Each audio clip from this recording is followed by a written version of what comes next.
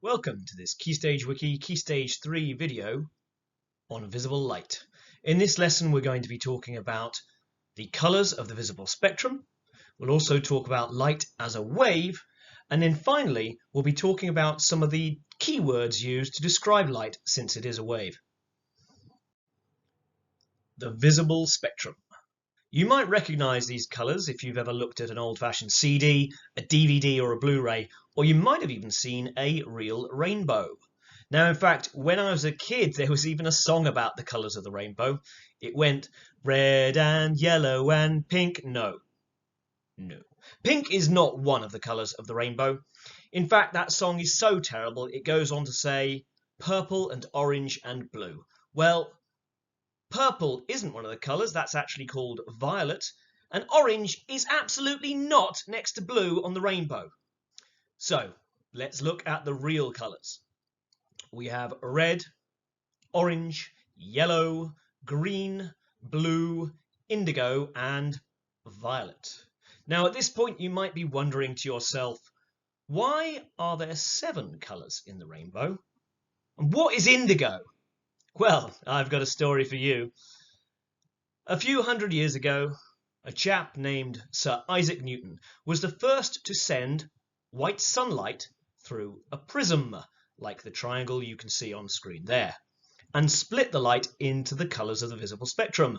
Now, Newton, as well as having an absolute genius for physics and maths, also happened to love music and symmetry. Symmetry in this case meaning things being the same across multiple places.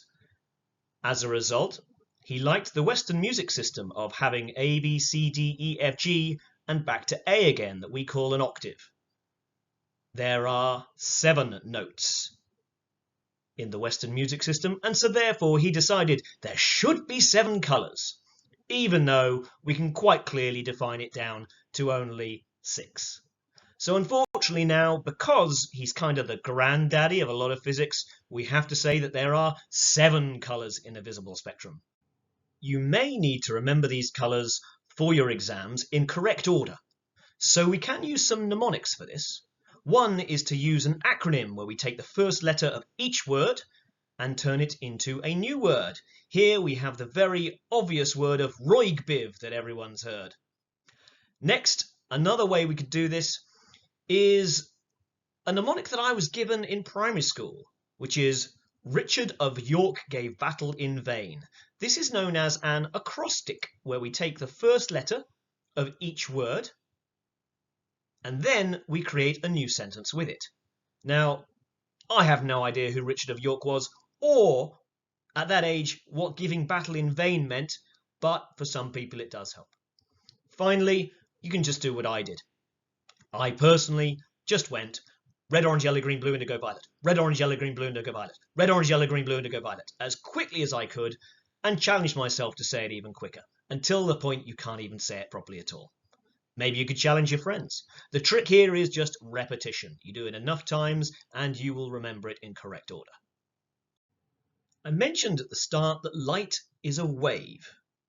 Now that means as a wave it has 3 important properties that we might know. It has a speed, it has a wavelength, and it has a frequency. Now when we think of light as a wave, we can think of it a little bit like the waves on an ocean. They bob up and down while simultaneously travelling along. So let's have a look at each of these words in turn. The speed of light is 300 million meters per second in a vacuum. That doesn't mean in a vacuum cleaner or a Hoover. No, that means in empty space, in a region of nothingness where there are no atoms, or at least so few atoms they don't really count. Light is actually a little bit slower in the air, and it's quite a bit slower when it goes through a glass block. However, we need to know the speed of light in a vacuum, 300 million meters per second. That is tremendously fast. We are talking getting around the Earth in less than 1 second. We are talking getting to the moon in 1.3 seconds. And we're talking light from the sun taking 8 minutes and 20 seconds to get to the Earth.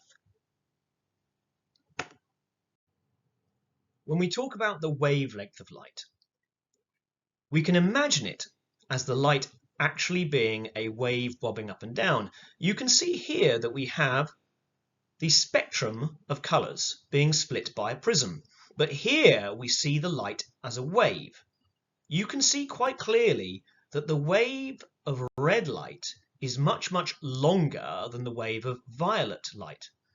So we say it has a longer wavelength in the red and a shorter wavelength for violet.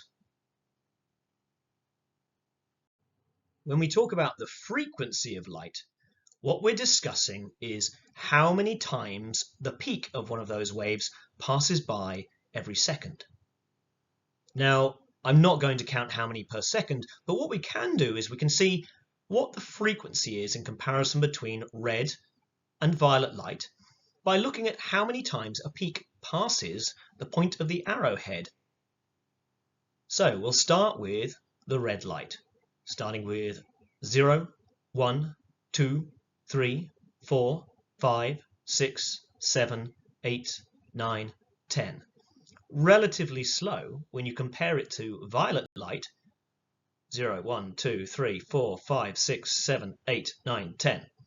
You can see there that the frequency of violet light is much greater than the frequency of red light in this instance. Since light is a wave, it behaves like a wave, and so we can use certain words to describe its behavior. These keywords are reflected, absorbed, refracted, and transmitted. These are all words that can describe what is done to light. In our first example here, we can see reflection. Light can be reflected off a surface. When a ray of light hits some surfaces, it is reflected. In fact, it is almost every surface. The only surfaces that we really see where light is not well reflected would be a black surface. Now, I'm not just talking about reflection from a mirror. I'm actually talking about reflection from any object that may have color. If you can see the object and it's not pitch black, it is reflecting light into your eyes. Light can also be absorbed. This is where we would see a black surface. A black surface is a surface that has absorbed the light that's come into contact with it.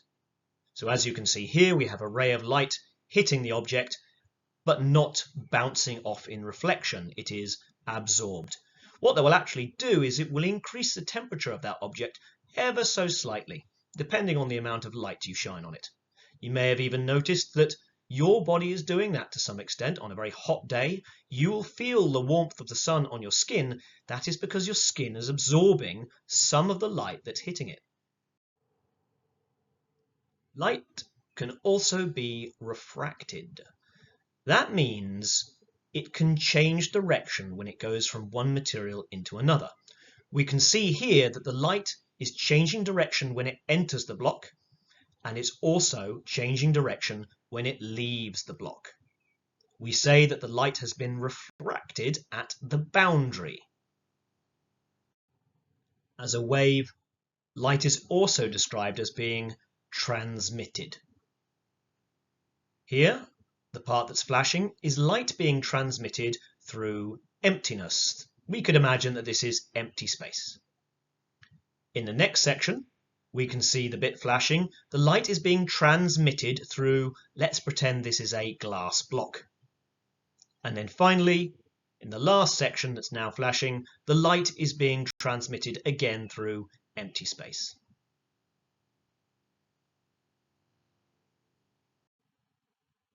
This wouldn't be a good lesson on visible light unless we talked about this elephant in the room that is the word visible.